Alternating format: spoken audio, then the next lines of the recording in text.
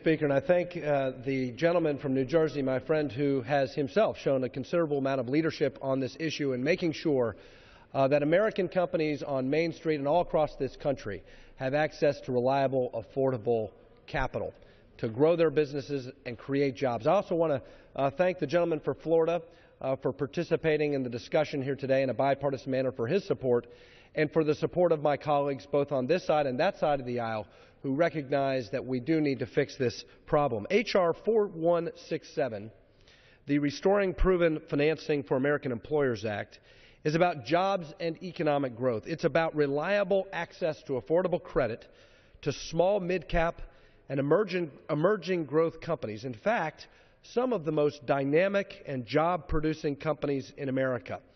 As the U.S.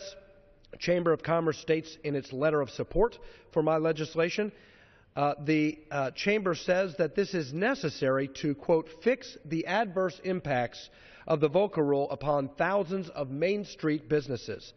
This legislation has been mentioned earlier, passed out of the Financial Services Committee on a March 14th strongly bipartisan vote of 53-3.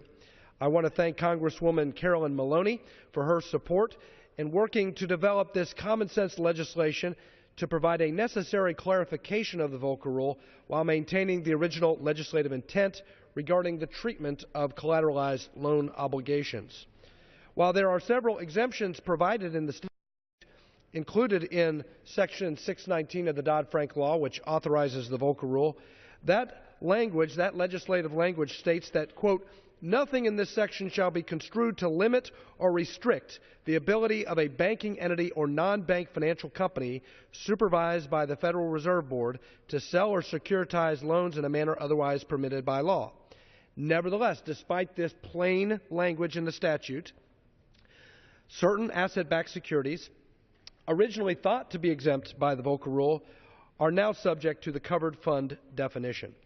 So the pragmatic need to provide this defined narrow fix is why the legislation is endorsed by the American Bankers Association, by the Kentucky Bankers Association, and the small community banks around this country, the Independent Community Bankers of America. And it's why a small community bank in my home state of Kentucky contacted my office in January. He alerted us to the fact that failing to fix this problem could very well mean significant losses to that small community bank, possible layoffs of employees, and higher borrowing rates and fees for their customers in the local community. So getting this issue right and fixing the problem is important to community banks. It's important to U.S. employers and businesses on Main Street. It's important to a whole lot of jobs that support families in Kentucky and around this country. And here's why.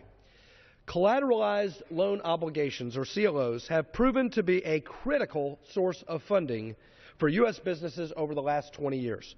Today, CLOs continue to provide over $300 billion in financing to U.S. companies, including companies that are well known to all of us in this chamber: Dunkin' Donuts, American Airlines, Burger King, Toys R Us, Neiman Marcus, Delta Airlines, Goodyear Tire, and even a mattress and bedding company in my hometown of Lexington, Kentucky, Tempur Sealy. Yet this valuable form of corporate finance that supports jobs is under assault from the regulator's implementation of the Volcker Rule, which makes it impermissible for banks to retain or invest in these assets. According to the U.S. Chamber of Commerce, H.R. 4167 would, quote, preserve this important source of financing that supports growth and job creation throughout our economy. CLOs have a proven track record of success, and they performed very well before, during, and since the financial crisis. According to the Kentucky Bankers Association, investment in CLOs is a, quote, conservative addition to an existing and balanced investment approach, unquote, and a, quote, thoughtful solution to the equity problem, unquote, that banks face. In fact, the default rate on CLOs in the last 20 years has been less than 0.5%.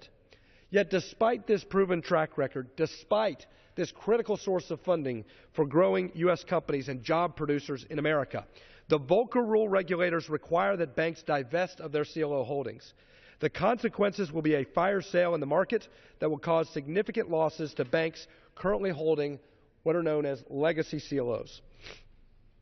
Looking forward, it will increase the cost of borrowing, in the future for U.S. businesses looking to expand, grow, and create much-needed jobs. These warnings may sound abstract, so let me explain how this affects a real business that employs many of my constituents in Kentucky's 6th Congressional District.